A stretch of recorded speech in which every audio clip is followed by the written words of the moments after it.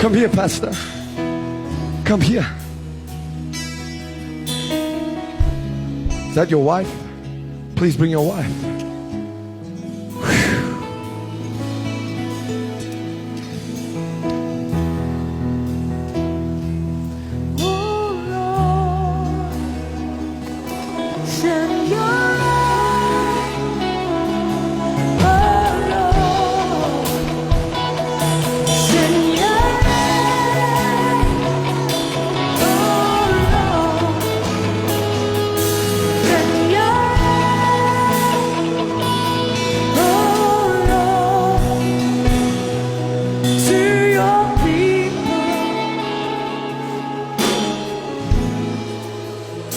The power of God is all over this sister right now.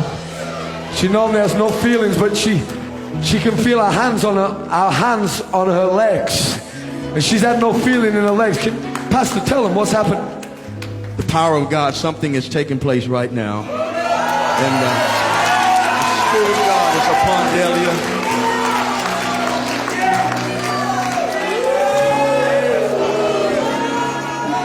On my legs. I'm feeling your hands on my legs. No. I could feel sensation before, but I couldn't feel actual feeling. This dear sister has nerve damage, and the Lord is restoring the sensation in her legs. Keep worshiping. Come on.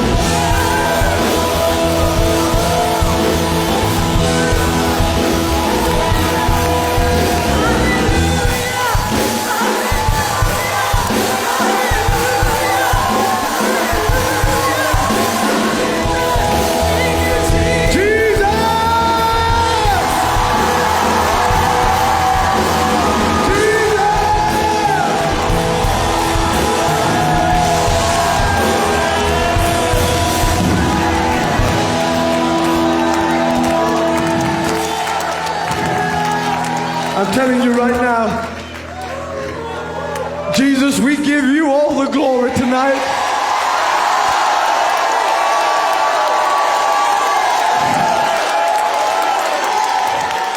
You know, our sister then, she started going like this. I thought, Lord, is there any strength? She said, no, I'm doing this on purpose. I'm doing this on purpose. There's a recreative thing happening in her spine right now. Come on, give Jesus some praise. Hallelujah!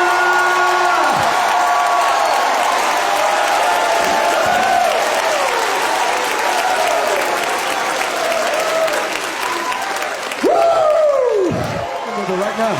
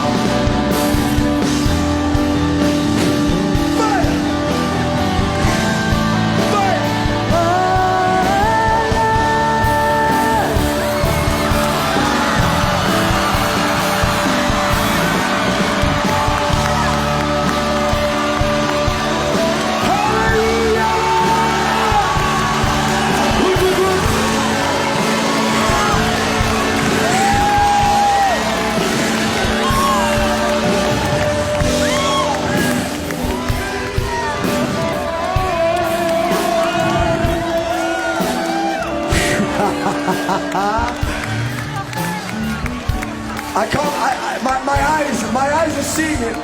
My eyes are seeing it. But my brain.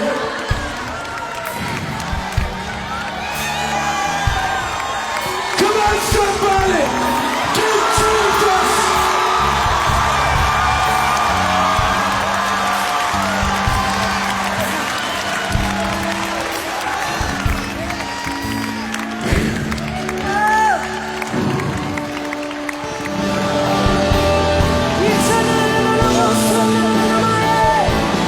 Come on, church! Come on, worship!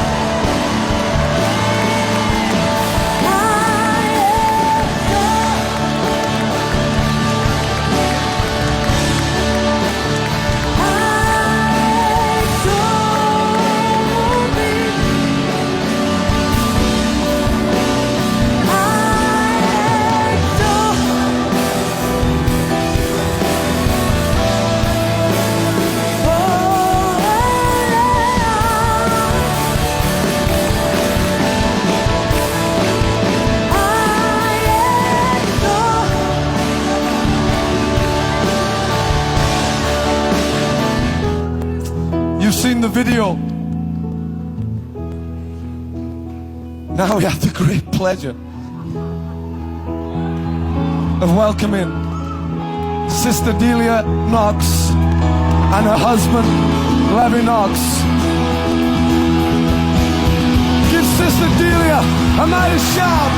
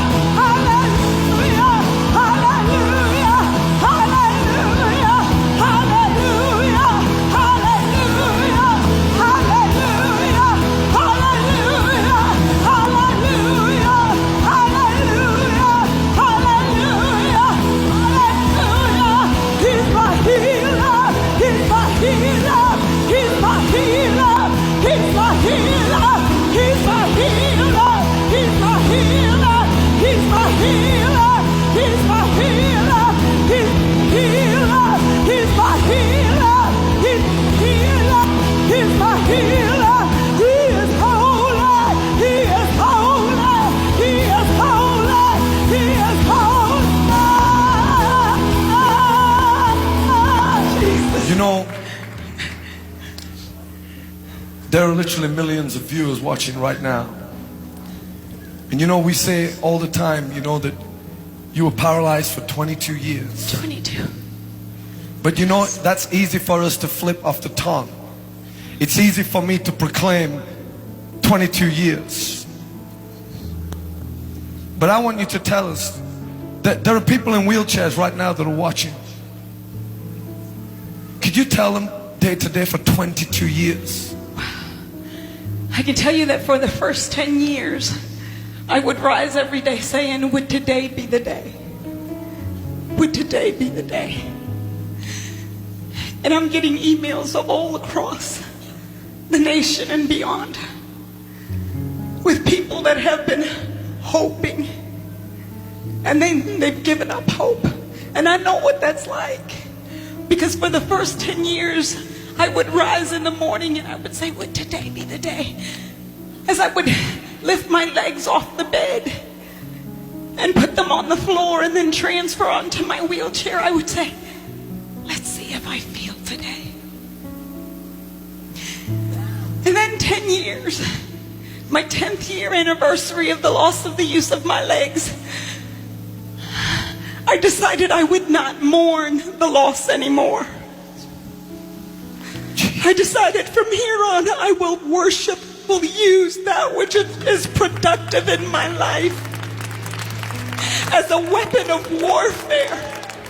I will turn my weapon, my instruments of productivity into weapons of warfare. And I said, I will use my tongue to lift up your name everywhere I go. And I won't even give attention to what's going on. but I will worship you. Then for the next 10 years after that, I'm not going to tell you that every day I ignored it. Sometimes I would say, well, now it's 15. And then when it hit 20, I just knew. I just knew. Almost like I don't know if it's going to happen anymore. Then August 27th occurred.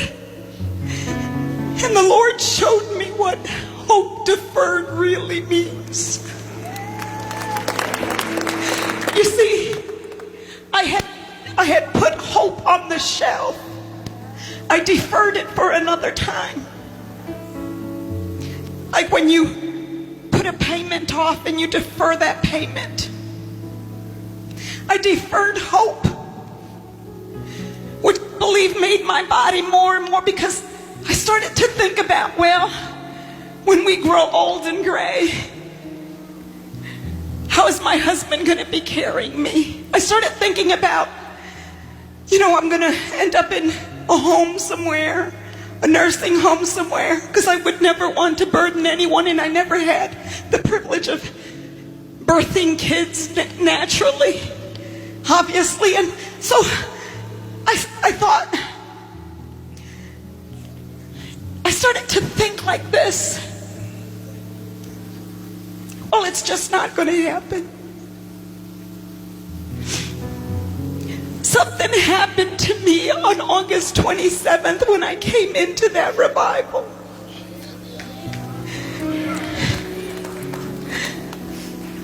It was when a baby came forth for prayer, when two parents brought a baby.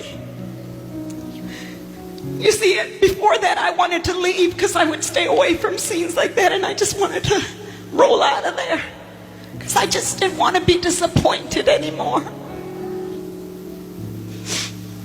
I'm trying to be as real as I can. Go ahead. Go ahead. The power of God, I'm telling you right now. I'm not going to tell you that. I'm not going to tell you that every day I believed.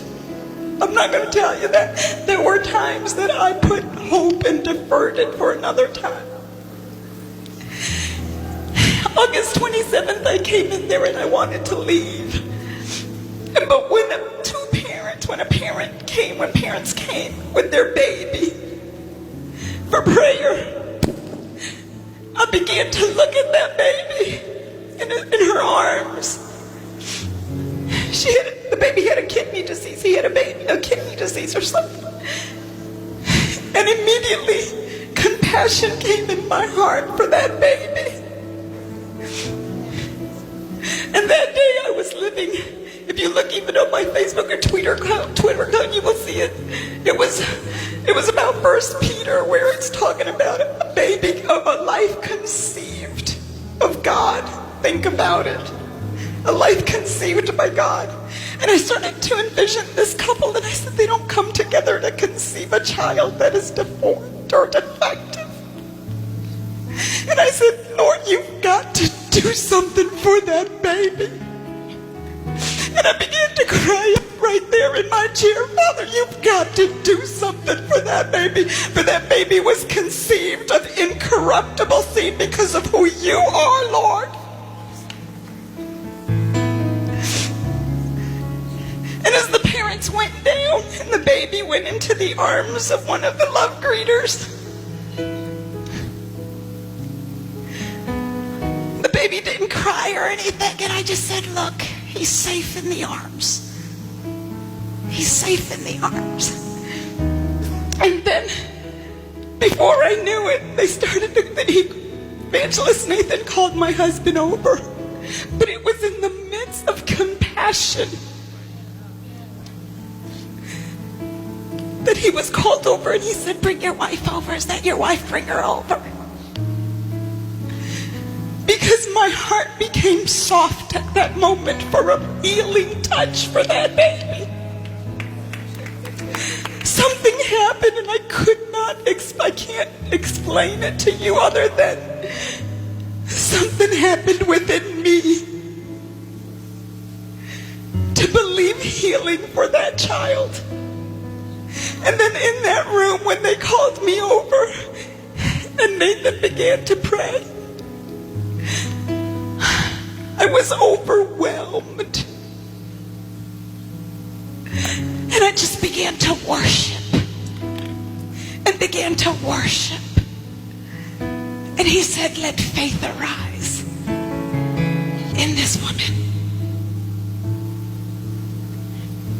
Now you gotta know, for the longest time when people would tell me, why are you in this chair? Is it that you don't have faith?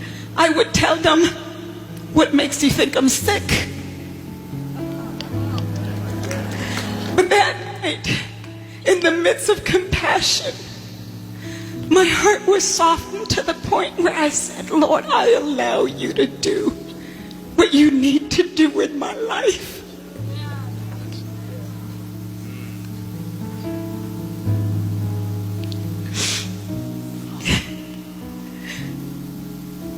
You are my hope. And in my mind, I just said, just don't disappoint me.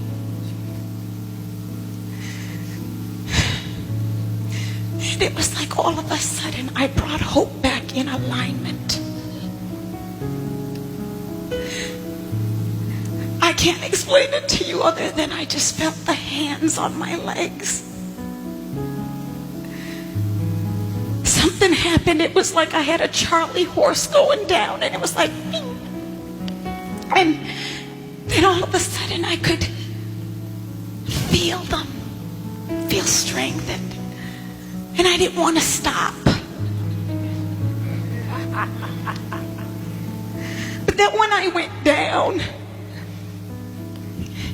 and I don't know who was touching my legs, I think you were bending my knees or something. I don't know who it was. But when I could feel my knees being bent, it was like, get me back up again, please. Get me back up again. I got to do it again. See, because up until then, I thought I was moving with my hip. But then I could feel my feet. Said, Lord, I'm really walking.